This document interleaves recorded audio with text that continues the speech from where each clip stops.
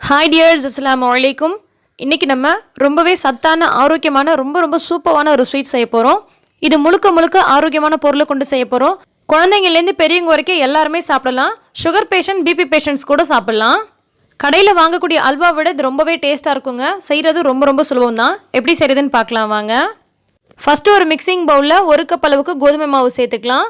இதை நம்ம மைதாவை பயன்படுத்தியும் செய்யலாம், கார்ன்ஃப்ளவர் பயன்படுத்தியும் செய்யலாம். ஆனால் இன்றைக்கி நம்ம ஆரோக்கியமாக செய்யணுன்றதுக்காக கோதுமை மாவு பயன்படுத்தி செய்கிறோம். கோதுமை மாவு சேர்த்துட்டு இந்த மாதிரி விஸ்கால ஒரு முறை கலந்து விட்டுக்கோங்க, கட்டிகள் படாமல் இருக்கும். அதுக்காக இப்போ இது கூட 1 கப் அளவுக்கு பால் சேர்த்துக்கிறேன். பால் காய்ச்சின பாலாக இருந்தாலும் பரவாயில்ல, காய்ச்சாத பாலாக இருந்தாலும் பரவாயில்ல. அதே மாதிரி பசும்பால், பாக்கெட் பால் எதுவாக இருந்தாலும் பரவாயில்லைங்க. கூடவே 1 கப் அளவுக்கு தண்ணி சேர்த்துக்கலாம். இது கூட 2 சிட்டிகை அளவுக்கு ஃபுட் கலர் சேர்த்துக்கலாம். ஃபுட் கலர் ஆப்ஷனல் தாங்க, பார்க்குறதுக்கு அந்த அல்வாவோட கலர் நல்லாயிருக்கும். அதுக்காக தான் ஃபுட் கலர் சேர்க்குறோம். இது எல்லாத்தையும் சேர்த்துட்டு நல்ல கட்டிகள் இல்லாத மாதிரி கரைச்சி விட்டுக்கோங்க.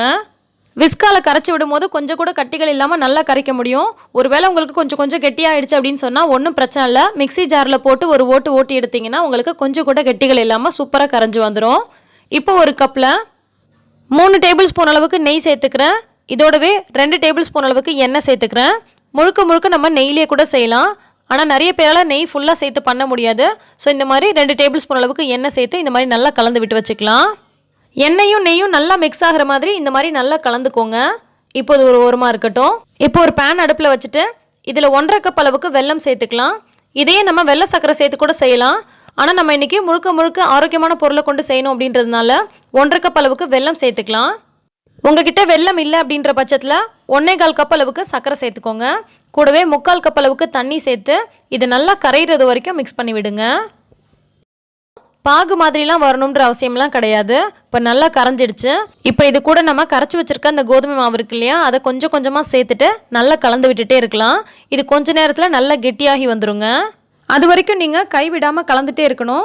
கை விட்டீங்க அப்படின்னு சொன்னால் கொஞ்சம் கெட்டியாக ஆகிடும். ஸோ இந்த மாதிரி நல்லா கொதிச்சு வர வரைக்கும், நல்லா திக்காகி வர வரைக்கும் நீங்கள் நல்லா மிக்ஸ் பண்ணி விட்டுட்டே இருங்க.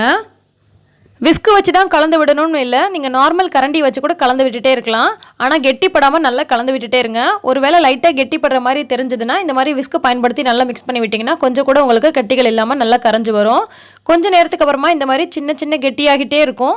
பயப்பட தேவையில்லை. நல்லா கலந்து விட்டுட்டே இருக்கும்போது நமக்கு இந்த மாதிரி அல்வா பதத்துக்கு வந்துடும். முக்கியமான விஷயம், இது நீங்கள் ஹை ஃப்ளேமில் வச்சு பண்ணாதீங்க. மிதமான தீயில வச்சு கொஞ்சம் நேரத்துக்கு நல்லா கலந்து விடும்போது தான் அந்த கோதுமை மாவில் இருக்கக்கூடிய பச்சை வாசனைலாம் போயிட்டு ஹல்வா ரொம்ப டேஸ்ட்டாக கிடைக்கும். இந்த மாதிரி நல்லா கெட்டியாகி வந்ததுக்கப்புறமா நம்ம நெய்யும் எண்ணெயும் சேர்த்து மிக்ஸ் பண்ணி வச்சுருக்கோம்ல, அதிலேருந்து 1 டேபிள் ஸ்பூன் அளவுக்கு சேர்த்துட்டு மறுபடியும் மிக்ஸ் பண்ணி விடுங்க. நம்ம சேர்த்த இந்த எண்ணெயெல்லாம் பார்த்தீங்கன்னா அந்த ஹல்வா நல்லா உள்ளுக்குள்ளே உறிஞ்சிக்கும். அந்த மாதிரி உறிஞ்சதுக்கப்புறம் மறுபடியும் 1 டேபிள் ஸ்பூன் அளவுக்கு நெய் சேர்த்துட்டு நல்லா மிக்ஸ் பண்ணி விட்டுக்கலாம்.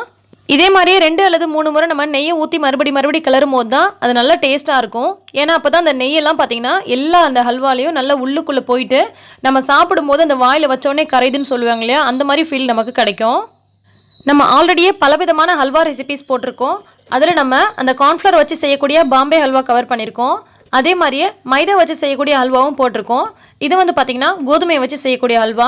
இது நம்ம முழுக்க ஆரோக்கியமான முறையில் செஞ்சுருக்கோம். மைதா கார்ன்ஃப்ளவருக்கு பதிலாக கோதுமை மாவு பயன்படுத்தி செஞ்சுருக்கோம். அதே மாதிரியே சர்க்கரைக்கு பதிலாக நம்ம முழுக்க சுத்தமான வெல்லம் சேர்த்து செஞ்சுருக்கோம்.